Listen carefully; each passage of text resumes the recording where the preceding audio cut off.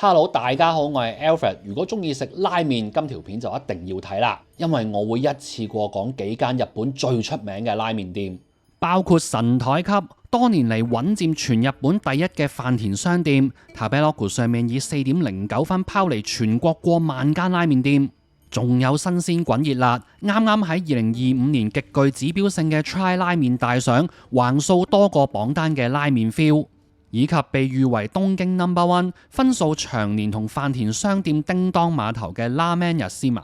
咁我今次去呢幾間餐廳都係好神心，係好難先搶到位嘅。咁所以我今條片都會同大家分享翻一啲訂位搶飛嘅攻略，等大家睇完片如果想試嘅話，係可以有機會試到啊嘛。開始之前有樣嘢要提一提，有啲食物喺上菜之後係要盡快食嘅，例如拉麵。有啲地方有啲餐廳，如果食客掛住傾偈、玩手機、拍片、影相唔食嘢，係有機會激嬲廚師嘅。所以今條片就唔會有咁多 footage。我喺講 VO 嘅時候就會加插翻一啲硬照圖片，希望大家理解。第一間我哋講飯田商店，喺好多拉麵愛好者心目中，佢就係全日本第一，沒有之一。首先佢係全日本首間喺 Tabelog 上面分數超過4分嘅拉麵店。有留意開日本拉麵嘅朋友就會知呢個分數係高到黐線嘅。跟住再睇另一個榜單 Try 拉麵大賞，佢就係由專家評審比分得出嚟嘅成績表。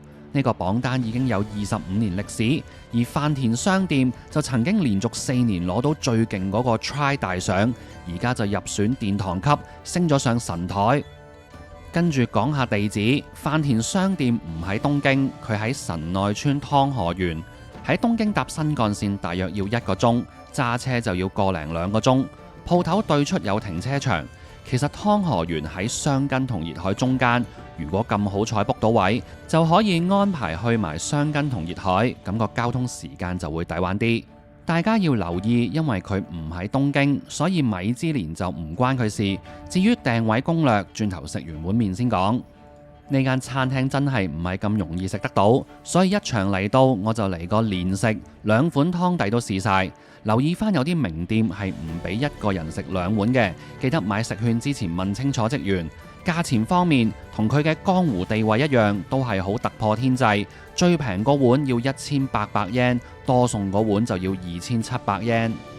我就買咗2張飛啦，不過我入座之後，職員就冇問我想食邊一碗先，然後就直接上咗濃味少少嘅醬油拉麵。我喺其他拉麵店試過有職員叫我揀，或者建議我先食淡味啲嗰碗，我比較中意呢個做法。喺度補充一點，我今日係同日本朋友一齊去食，溝通上係冇任何問題嘅。一般拉麵店可能會有某一款口味嘅拉麵比較招牌一啲，而飯田商店嘅勁抽之處就在於佢哋有3個招牌：醬油拉麵、鹽味拉麵同埋煎麵，3款麵都好出名。醬油湯底個顏色真係靚到不得了，佢係溝咗好多款唔同產地嘅醬油，例如有竹立嘅有機濃口醬油、冰富龍野嘅特殊淡口醬油、愛知嘅3年陳釀醬油等等。底味用咗好多唔同產地嘅雞去熬製，例如比內地雞、名古屋雞、和歌山山水地雞等等。個湯飲落雞味係重到爆，有一種廣東人煲老火雞湯嘅感覺。雖然都落咗好多款醬油，但絕對會覺得雞湯係主，醬油係次。湯裡面油分比較高，如果就咁飲湯，我會中意佢少啲油。跟住講麵條，一定係自家製啦。喺日本食拉麵，如果唔係自家製，我會直接歸類為二流。飯田嘅麵條係混合咗多種國產小麥去做，用上唔同研磨方法、唔同粗幼嘅麵粉。鹽味湯底同醬油湯底嘅麵條又會用上唔同配方嘅麵粉比例，其中一個好重要嘅元素係北海道產江別製粉株式會社嘅小麥。佢哋嘅麵條入口超級滑溜，表面完全冇粗糙感。由於湯頭比較多油分，所以麵條就會滑上加滑。口感方面，第一啖偏軟，但一路食到尾都冇太大變化，最後都冇變得太腍。相比起湯頭，呢個麵條係更加有個人風格，極少會喺其他拉麵店食到呢種口感。配料方面有幾款叉燒，佢哋玩名牌豬肉，例如有霧島高原純黑豬、TOQX、伊比利亞豬等等。滷汁比較清淡，唔會蓋過豬肉本身甘甜嘅味道。但今日有啲部位我覺得太肥，均稱啲會更加容易入口。鹽味湯底同樣都係以雞湯為主，顏色非常清澈。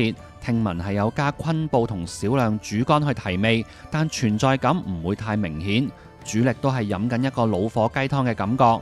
湯面有一片細細塊嘅柚子皮，令到個湯會有好輕微嘅金骨調，但真係好輕微嘅，唔會去到好似阿 Huli 咁明顯。由於我先食醬油後食鹽味，我會覺得鹽味湯底偏淡，特別係佢配搭咗一款唔會好掛湯嘅麵條。如果進食次序調翻轉，我相信會好啲。跟住講下點預約，大家可以去訂位平台 Omakase In， 下面說明欄有連結。佢哋每個星期會喺指定日子時間開放下一星期嘅預約，呢個指定時間耐不久係會改嘅。咁你 mark 低咗呢個日子時間就要校鬧鐘，到時就同全世界嘅拉麵 fans 一齊鬥快撳掣，撳慢咗半秒就會搶唔到噶啦。咁就要等下一個可以預約嘅日子，通常就係1星期後。總之手快有手慢冇。正常嚟講，搶到位先買機票就容易過買咗機票先搶位。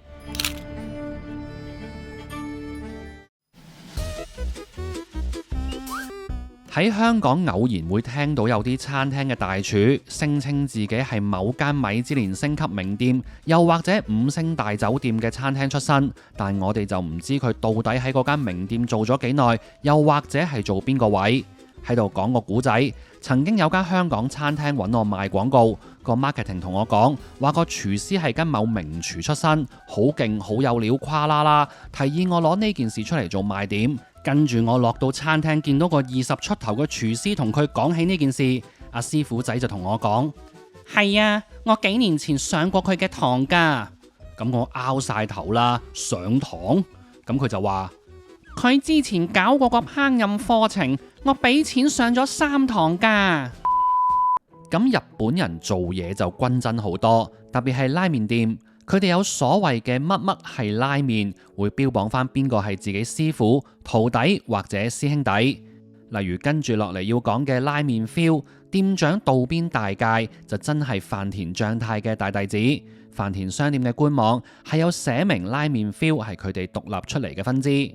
呢間拉麵店開咗只有短短4年，喺 Tabelog 上面係繼佢師傅飯田商店之後，全日本第2間可以攞到4分以上嘅拉麵店，所以佢就被譽為係全日本第2。喺最新公布嘅 Try 拉麵大賞，拉麵 feel 就橫掃多個獎項，醬油、鹽味、煎麵全部都榜上有名。喺拉麵 Walker 東京，佢都攞埋今年嘅金獎。呢間餐廳喺東京青梅市，又係要山長水遠先食到嘅。比較方便嘅一點係餐廳門口有車位。去呢啲預約困難店就記得唔好遲到，早啲去同餐廳登記咗先，跟住就會有職員帶你上2樓休息室，可以舒舒服服咁樣坐低慢慢等，有嘢飲有雜誌睇，有部好似 food court 嗰啲 call 機咁嘅嘢，有位就會通知你落去。餐廳嘅佈局同一般拉麵店好唔同，吧台只係得5個位，然後另外有幾張台。價錢方面，基本版係1300 yen， 多送啲嘅特上版就1900 yen。今餐我都係連食，第一碗先上鹽味，我即刻試咗啖湯，最令我驚喜係佢並冇照抄飯田商店，反而非常有個人風格。呢個金黃色嘅清湯並唔係單純只有雞味，而係將多種食材混為一體嘅動物係湯頭。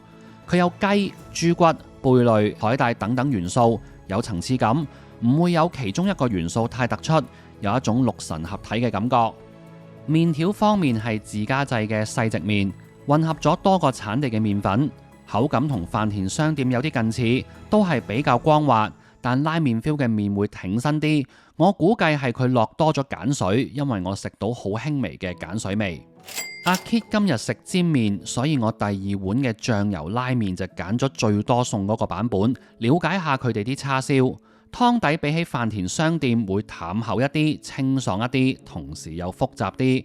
搭真啲，我又飲到有啲酸味，呢個就視乎佢哋係用邊一種醬油，有可能係故意嘅。拉麵 feel 嘅叉燒做得極有水準，每一嚿都係精品。類似嘅水平，我會諗起另一間名店創作麵工房明龍。雲吞我就唔多講啦，我個人冇好識欣賞日式雲吞嘅。借呢個機會講講日式拉麵嘅叉燒。喺日本，佢係一個約定俗成嘅統稱，包含咗好多唔同烹調方式嘅肉，例如常見嘅燒團同埋煮團，亦有而家好多拉麵店都會有嘅雞叉燒。好多拉麵店都會主打一兩個部位、一兩個做法，但亦有拉麵店係會同時做好多款叉燒。如果點到最豪華嗰款拉麵，就可以一次過試晒咁多隻肉。飯田商店同拉麵 feel 都係走呢個路線。煎麵就可以話係呢度嘅成名作，同時有兩種麵條，又有齊兩個尖汁，再加上可以撈生雞蛋，同埋可以加湯，自由配搭一碟麵有好多個食法，從頭到尾都會好有新鮮感。尖汁都係頭先嗰兩碗拉麵嘅濃郁版，醬油尖汁因為更加濃郁，湯底裡面嘅酸味我就覺得更加明顯。比較特別嘅係佢哋嗰種黑色嘅麵條，用咗石磨小麥製成，質地好硬挺，麥香味會比較重。今日三款麵，我最中意係第一碗鹽味拉麵。拉麵 feel 都係全預約制，冇得 walk in。